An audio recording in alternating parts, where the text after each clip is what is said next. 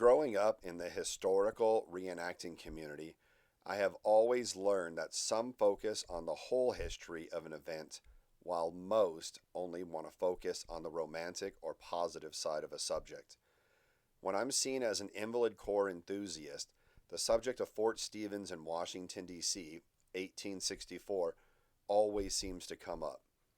When the Battle of D.C. comes up, I always hear how crazy it is that civilians, clerks, and invalids saved the Capitol. Now, this would be looking at the romantic side of the event.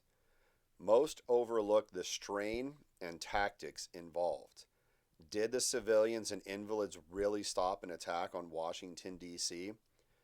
Or was it a tactical move to have General Grant return to D.C. with all the soldiers he just removed to chase down Robert E. Lee? Even a simple Google search is split, addressing it as the battle that saved D.C. or simply a raid. Either way, my focus, as always, is to address the invalids that were, in fact, involved. After General Grant took his army and started moving south, the majority of active soldiers were removed from the capital. When it was addressed that the Confederates were moving towards the capital, the officers in D.C. started asking who would defend the capital if needed. As I understand, the men of the Invalid Corps were happy to take the lead, but the literature of General Order 212 of 1863 clearly stated the men will not be liable to active campaigns with field armies. The job of the invalids was to be guards and work other small tasks, as stated in this order leading up to the D.C. battle, stating 2 men of the veteran reserve were needed for extra duty.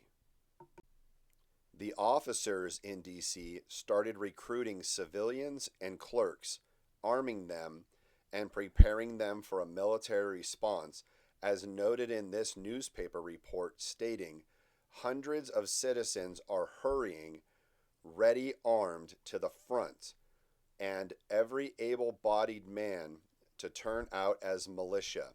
Citizens were seen on every hand with guns on their shoulders. Again, the men of the Invalid Corps, or Veteran Reserve Corps at that time, addressed that they had already seen battle and would respond if needed. With time running out and against military rule, the men of the Veteran Reserve went to battle and had no trouble filling the ranks, setting in trenches, and returning fire. But what were they really up against? A lot of reports address that the Confederates were very familiar with their firearms, to the point of being considered sharpshooters by the local newspapers. One newspaper report noted that the Confederates were 4 miles from the city, directly north, and immediately in front of Fort Stevens and DeRussy. Here they seemed in larger force, and in skirmishing with invalid regiments and militia, our forces got the worst of it. At times the rebels were within 200 yards of the forts, and their sharpshooters picked off a good many who stuck their heads above the parapets. With that, what did the Union respond with? What weapons were the men defending the capital armed with? Enfields? 1861 Springfields? Updated breech loaders? Or maybe metallic cartridge? No. The men had outdated smooth-bore 69 caliber muskets that were loaded with buck and ball. The quarterly report of ordnance stores of June 1864 shows the smooth-bore was all the invalids had. Same with a report from July 7, 1864, a week before the attack.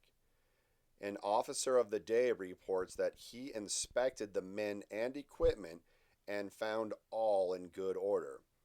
But then the attack happened, and standard ordnance reports were not being filled out. They were being replaced with unserviceable ordnance stores claiming these arms have been long in use and are very insufficient, as they foul quickly in firing and are in very bad state of repair, so as to be unreliable when used in action, to be turned over to the Ordnance Department and exchanged for Springfield rifled muskets caliber .58. The officer was so serious about exchanging smoothbore muskets that he made out several unserviceable reports. I own 3 of them. So, did the men defending our capital get an upgraded weapon? Well, the ordnance stores from August 1864, just after the conflict, shows they still had smoothbore muskets. Moving further away from the battle and close to the end of the war, the ordnance stores from March of 1865 shows they were still with the unreliable smoothbore.